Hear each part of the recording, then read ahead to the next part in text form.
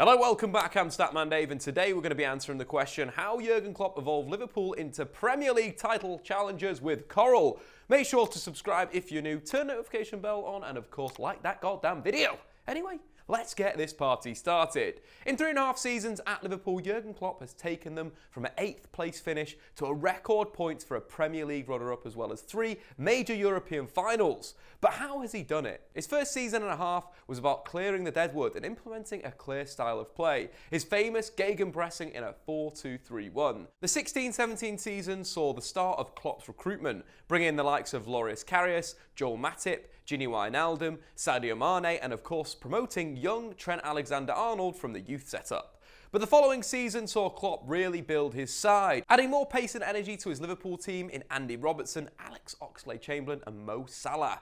Klopp started the season in his 4-2-3-1, but the January sale of Philippe Coutinho to Barcelona was a catalyst for change. Klopp changed his main system to a 4-3-3 before adding Virgil van Dijk to his defence. But Coutinho's sale saw most of Liverpool's creativity leave with him. The Reds relied on Roberto Firmino's creativity or Mohamed Salah's brilliance to unlock a defence. Klopp's answer to this was attacking fullbacks. After Virgil van Dijk was fully integrated into Liverpool's backline, auxiliary right-back Joe Gomez made way for Trent Alexander-Arnold, and Andy Robertson was given more licence to get forward. Last season, just 10% of Liverpool's 84 Premier League goals were assisted by fullbacks. But after the loss to Real Madrid in the Champions League final, Klopp adopted part of Zidane's system. In the 2017-18 Champions League, a whopping 30% of Real Madrid's goals came directly from fullback. The best teams in the modern game seem to rely on world-class fullbacks to make the difference in the final third. That season, Zidane set up Real Madrid in a variety of systems, but regardless, in possession they transitioned to a 2-3-5. This shape allowed the fullbacks to create width in the final third and play as traditional wingers. And they'd always have 3 in the box as a target to hit. The similarities between the two front threes are remarkable. Both feature a 9 that drops off the line to create space for quick, clinical wide forwards. But of course, Klopp's fullbacks are very different to Madrid's and have different skill sets. Alexander-Arnold has a wonderful passing brain, and whilst he can beat a man, he prefers an early cross, whereas Robertson is a fantastic ball carrier, favours hitting the byline and crossing low.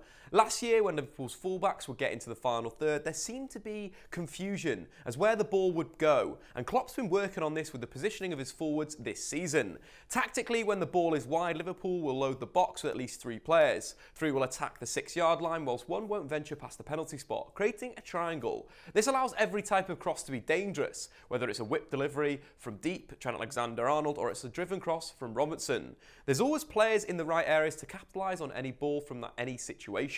This season, 26% of Liverpool's 89 Premier League goals were assisted by fullbacks Trent Alexander-Arnold and Andy Robertson. But you can only see this percentage increasing as Klopp furthers his Liverpool side. Wijnaldum's performance against Barcelona shows how Liverpool can become even more dangerous from crosses when runners from midfield are added. Against Barcelona Anfield, Liverpool's forwards were happy to combine with their fullbacks to create overloads and better crossing opportunities in the second half, because they knew Wijnaldum would attack the space as one of the forwards. Both of Wijnaldum's goals, of course, came from crosses. His first came from arriving late at the tip of the triangle, whilst his second came from a near-post striker's position. The signing of Naby Keita and the return from injury of Alex Oxlade-Chamberlain will add more attacking thrust to Liverpool's midfield, and could see Liverpool not only load an extra player into the box, but add more goals from midfield. But Klopp's structured crossing model has not only helped the fullbacks, it's forced Sadio Mane to take up central positions more frequently, and it's shown in his goals. Mane's 22 Premier League goals this season is just 1 fewer than he managed in his past 2 campaigns combined.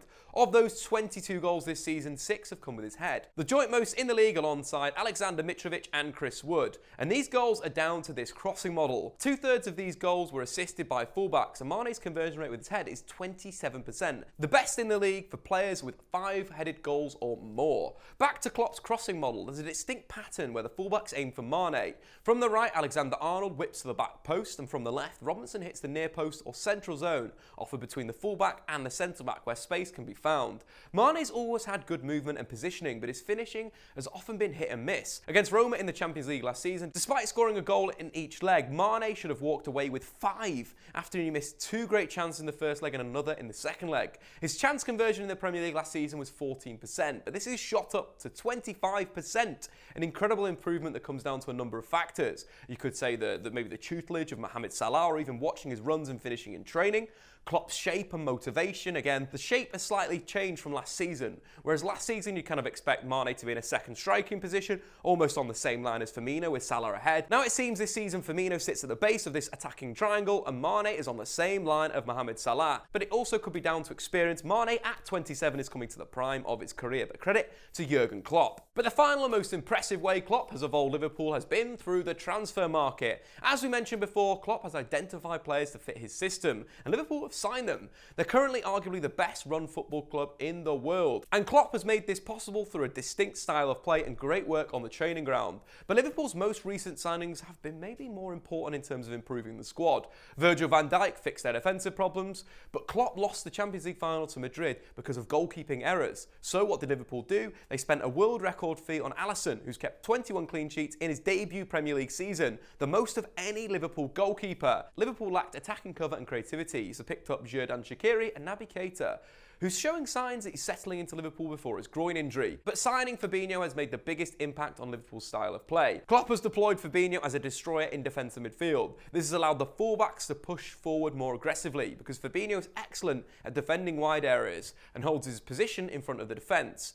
Liverpool's 2-3-5 shape in possession offers that solid base for the forwards to combine, but even if other midfielders join the attack, Firmino never gets ahead of the play, which makes Liverpool difficult to exploit on the counter. In fact, Liverpool didn't concede a single goal on the counter in the Premier League this season. On top of breaking up the play and protecting Liverpool from counter-attacks, Firmino covers inside runs from the opponent, something that Trent Alexander-Arnold struggles with. Whilst the young fullback is excellent 1v1 out wide, he can struggle when forwards drive inside or make runs from out to in. Firmino is excellent in these situations and often on hand to cover Liverpool's fullbacks, breaking up the play before setting Liverpool up on the counter-attack. But anyway guys, what do you think? Has Jurgen Klopp improved Liverpool? And do you think they can go on to win the Champions League? If you want to check out some odds, we've got some in the link in the description below for Liverpool to win that competition. I've been Statman Dave, subscribe if you're new, and of course turn notification bell on, like that goddamn video. See you later. If you've enjoyed this content, why not check out other Tactics Explained videos, or alternatively, if you like your tactics, what is a great playlist about all types of tactical roles around the world of football.